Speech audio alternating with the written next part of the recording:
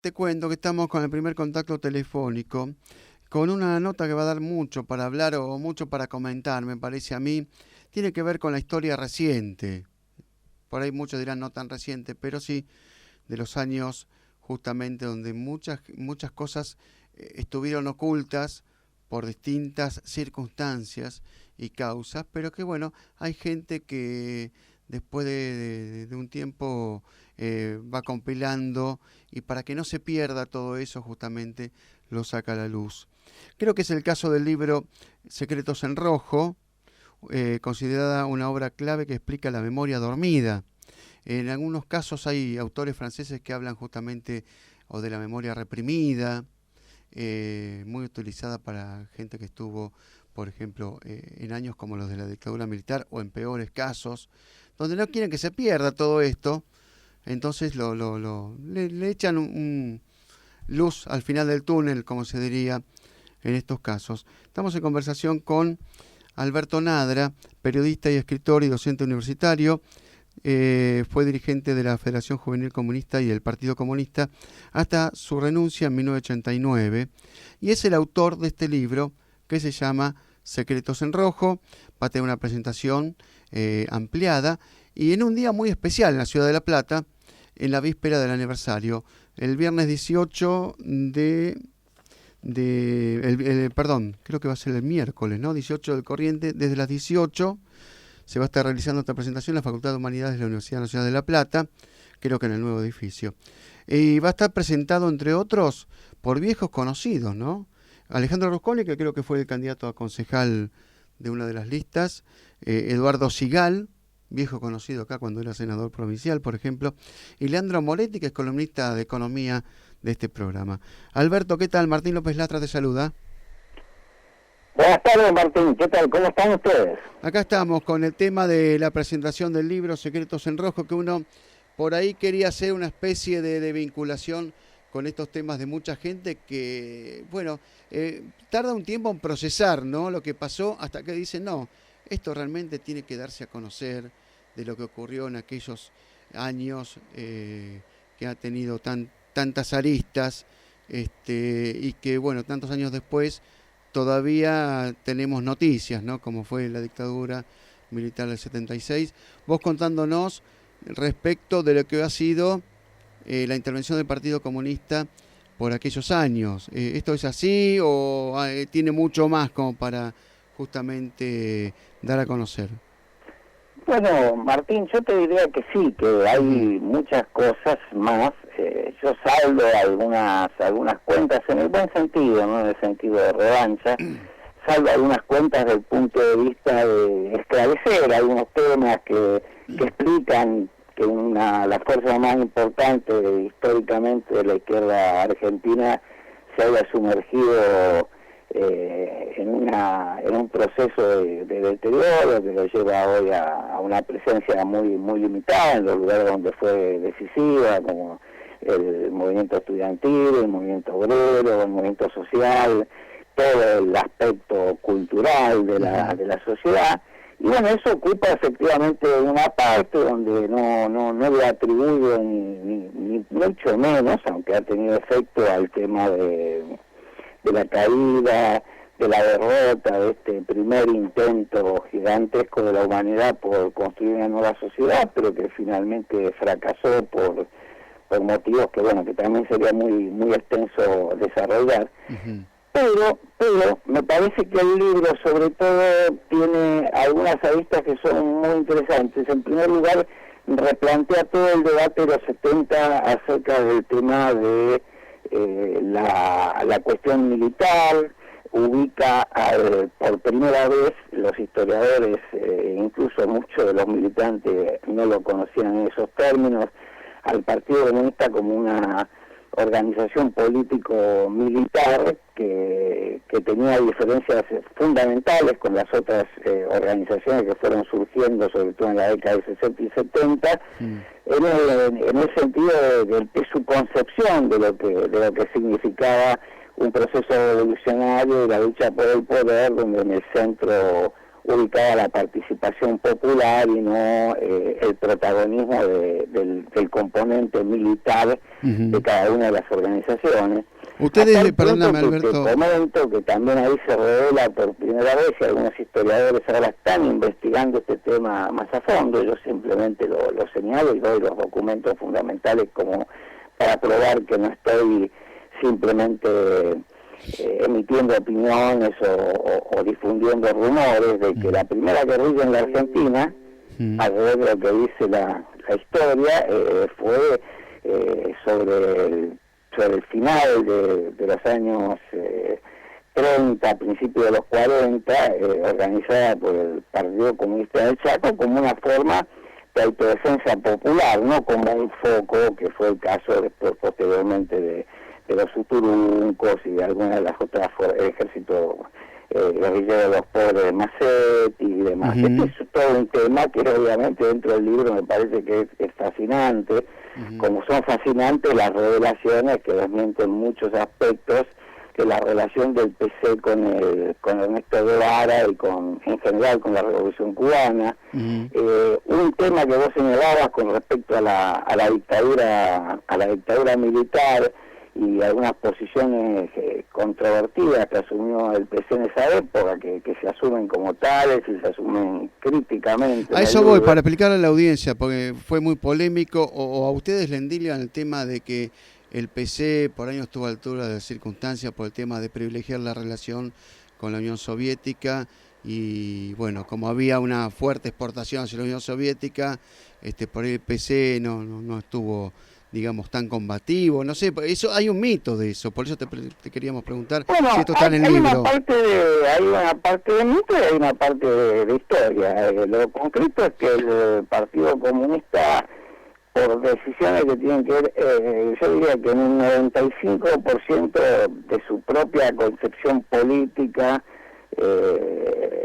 definió o caracterizó un aspecto secundario del golpe militar, como eran las diferencias internas que existían entre los distintos sectores, que desde el punto de vista táctico eran muy importantes, porque bueno, una cuestión era Menéndez o Camps o Sánchez pretendiendo matar 100.000 o 1.000.000 de militantes y dirigentes sociales sobre todo, y otra cosa era los que pretendían matar, pongo muy las comillas, nada menos que 10.000, 15.000, 20.000 militantes y dirigentes sociales. Eso para cualquier partido es un elemento fundamental de análisis, pero para su acción táctica, para la estrategia, es una locura plantearlo como, y más si pretende ser un partido de cambio revolucionario y de resistencia. Pero esta fue una posición pública que no se correspondió con la realidad concreta de lo que hizo el Partido Comunista en esos años. Te está hablando de alguien que se ha ido, entre otras cosas, por aspectos críticos como este y otros, hace ya 26 años. Claro. Pero lo cierto es que la militancia del Partido Comunista y buena parte de la dirigencia dio una batalla sin cuartel por el tema y por la lucha por los presos y los desaparecidos, no solamente del Partido Comunista, dio una lucha contra el plan económico de Martínez Lledó, dio una lucha contra los intentos de guerreristas con Chile alrededor del Uruguay. Es decir, hubo una militancia de reconstrucción del movimiento nacional y popular en la base, por ejemplo, la reconstrucción de las juventudes políticas que habían jugado un papel tan fundamental en el breve proceso del camporismo y del gobierno de Perón, que luego fue reemplazado por el dúo fatídico de Isabel y López Rega y la AAA. Claro. Ahí ese papel de las juventudes políticas fue tan importante, donde confluyeron bajo la consigna de liberación o dependencia la juventud peronista, la juventud comunista, la juventud radical y de Junta Coordinadora Nacional, pero también la juventud del MIC, la juventud intransigente, la juventud demócrata cristiana, y bueno, uno piensa, ¿no? Si pudimos unirnos en aquella época y dar la pelea, pese a que obviamente muchos estábamos o disconformes con la gestión o directamente en la oposición abierta, pero pudimos juntar elementos comunes de lo que nos interesaba como nueva generación de políticos llevar adelante para nuestro país, cómo no podemos pelear y buscar eso en el presente, como lo hicimos durante la dictadura, en la que se reconstituyeron en plena ilegalidad y con represión y persecución las juventudes políticas. Y para terminar con el tema del Partido Comunista, eso, su compromiso militante queda totalmente demostrado por el altísimo precio que pagó en relación a su incidencia numérica dentro de la población argentina, es decir, 1.500 presos, 500 secuestrados, 125 asesinados, entre ellos 3 miembros de su comité central, que es la máxima autoridad.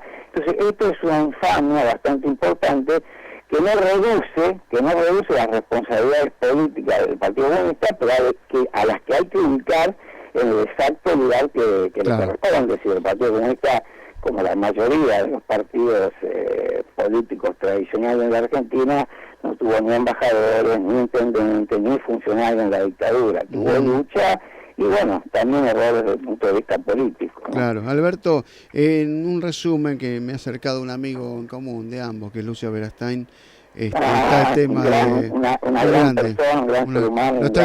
Por ahí no sé si le estoy haciendo un bien o lo estoy quemando, pero bueno, estamos en democracia.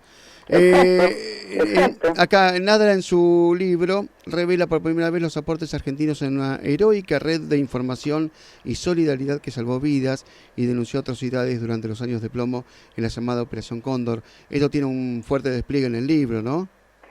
Sí, esta es otra de las revelaciones, por eso que es un libro lleno de revelaciones que da lugar y está dando lugar, te comento, a nuevas investigaciones sobre estos temas, porque habían sido absolutamente secretos de partidos, secretos de Estado en algunos casos, porque hubo acciones conjuntas con los antiguos países, los ex países socialistas, que fue todo el proceso de contraofensiva en el sentido de la contrainteligencia, pero también de algunas acciones combinadas contra los distintos regímenes del Cono Sur. Y ahí hay todavía muchas víctimas en esa lucha que no son conocidas, que yo insto a que, ya que ha pasado un tiempo prudencial y los protagonistas no están, empecemos a rendirles homenaje con nombre y apellido, empezando por lo que yo sí hago, que es revelar que esto existió, que esto permitió salvar vidas, en el sentido de que inmediatamente se lograba por un mecanismo que combinara el periodismo con la inteligencia, denunciar los casos de secuestros, de asesinatos, en algunos casos salvar vidas de los secuestrados, en Chile, en Uruguay, en Brasil, en Paraguay, en Argentina, fundamentalmente en algunos casos Bolivia, lo cual significó un hecho que es totalmente desconocido, porque es una verdadera epopeya llena de hechos heroicos, bellísimos desde el punto de vista del sacrificio humano por nuestros hermanos de los otros países y de los otros países con nosotros. Pero hay un solo ejemplo, hay 2 ejemplos. Uno, el rescate del poema de Víctor Jara, que lo logró este equipo. Y por el otro lado, por ejemplo, el hecho que terminaba la dictadura, Martín Almada, el Premio Nobel Alternativo de la Paz de Paraguay, el que descubrió los archivos del terror, que son toneladas de documentos que prueban absolutamente, documentos, grabaciones, fotos de las sesiones de tortura, de los secuestros, de las fichas, que prueban la coordinación de las distintas dictaduras con la participación directa de Estados Unidos a través de la Central de Inteligencia. Esto lo descubrió y fue descubierto gracias al aporte de un militar encubierto que pertenecía al Partido Comunista Paraguayo, ¿no?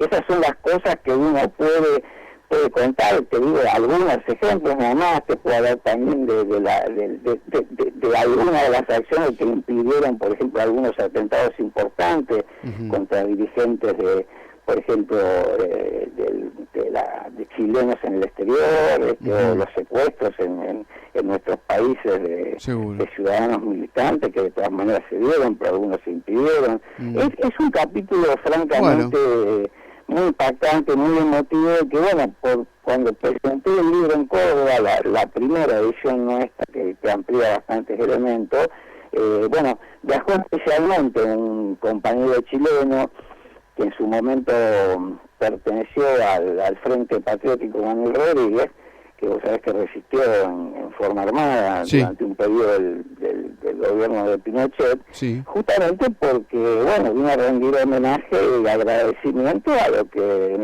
pocos saben, pero realmente se hizo durante esa época y bajo las condiciones de dictadura dentro de nuestro país, ¿no? Perfecto. Alberto Nadra, dejemos un poquito para justamente la presentación del libro, para dejarlos con las ganas a los oyentes, para los amantes de la historia, de la política, de la cultura, para que concurra entonces el miércoles 18 de noviembre, día especial para los platenses, porque el otro día justamente está el feriado local por el aniversario de la capital bonaerense, a las 18 en la Facultad de Humanidades, supongo que es el nuevo edificio. Sí, en el edificio B. El edificio B. Claudia 217B, pero en el edificio B. Porque nos perdemos a veces, alguna vez hemos tenido que hacer algo. Me dijeron que se construyeron tres edificios y hace tiempo que no voy a plata, esa construcción no conozco de humanidades. Bueno. Y ciencia de la educación, pero sé que se construyeron tres edificios, una que es administrativo, el otro académico, bueno, eso es el B, perfecto. Bueno, Alberto Nadra, esperemos encontrarnos justamente ese miércoles, si no queda hecha la invitación para todos los oyentes de FM Keops. Muchísimas gracias. Espero poder saludar a los oyentes y espero que nos podamos saludar y conocer personalmente. ¿Cómo no, Alberto Nadra? Muchísimas gracias. Un abrazo a todo el equipo.